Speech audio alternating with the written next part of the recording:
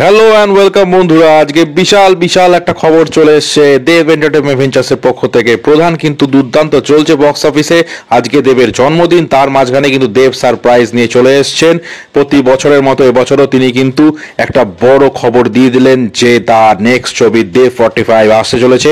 এবং আমরা প্রথমে গেস করছিলাম যে টেক্কা হতে পারে সৃজিতের সাথে, অথবা খাদান হতে পারে, যেটা রিনো দত্তর ছবি এবং ইদিকা পাল থাকার কথা ছিল প্রথমবার দেবের সাথে, অথবা অন্য কোনো ছবি অভিজিৎ সেনের ছবি হতে পারে। কিন্তু আমরা জানতাম অভিজিৎ সেনের ছবিটা, আমি আগের দিন ভিডিওতেই জানিয়েছিলাম যে 1 জানুয়ারি ওটা অ্যানাউন্সমেন্ট হবে, তাই এটা নিয়ে অ্যানাউন্সমেন্ট হওয়ার কোনো চান্স ছিল না। কিন্তু দেব কিন্তু একটা বড় অ্যানাউন্সমেন্ট করে দিলেন, যেটার আশায় সবাই বসেছিলেন। এবং দেবের সবচেয়ে বড় বিশেষত্ব হচ্ছে সিনেমা অ্যানাউন্সমেন্টের সাথে সাথে একটা টেন্টেটিভ রিলিজ ডেট দিয়ে দেন, যেই ভুলটা কিন্তু জিদ্দা করে থাকেন বারবার। এটা আমরা বলে আসছি, দেব কিন্তু এটা আগে থেকে জানিয়ে দেন, লোকে কিন্তু মেন্টালি প্রিপেয়ার থাকে।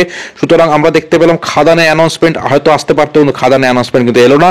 ফাইনালি এলো সৃজিত মুখার্জি, রুক্মিণী মৈত্র, দেব, এই কম্বোর ছবি, টেক্কার অ্যানাউন্সমেন্ট। এবং সবচেয়ে বড় কথা হচ্ছে এই ছবিতে কিন্তু পরমব্রত এবং স্বস্তিকাও থাকবেন। পোস্টারে আমরা স্বস্তিকার নাম কিন্তু দেখতে পাচ্ছি। দেখে নিন, টেক্কার পোস্টার রিলিজ হয়ে গেছে। পুজো 2024, এটা সবচেয়ে ইন্টারেস্টিং জিনিস। এবং একটা কথা কিন্তু বলা হয়েছে যে আপনাদের এজ অফ দ্য সিট রাখা হবে, অর্থাৎ আপনারা সিট ছেড়ে উঠতে পারবেন না। মানে একটা সাসপেন্স থ্রিলার হতে চলেছে বলেই আমার মনে হয়। আপনাদের কেমন লাগলো আপডেটটা অবশ্যই জানাবেন, আপনারা কতটা এক্সাইটেড। এবং যারা যারা দেবদাকে বার্থডে উইশ করতে চান কমেন্ট বক্সে উইশ করতে পারেন। ধন্যবাদ, দেখা হচ্ছে নেক্সট ভিডিওতে, বাই।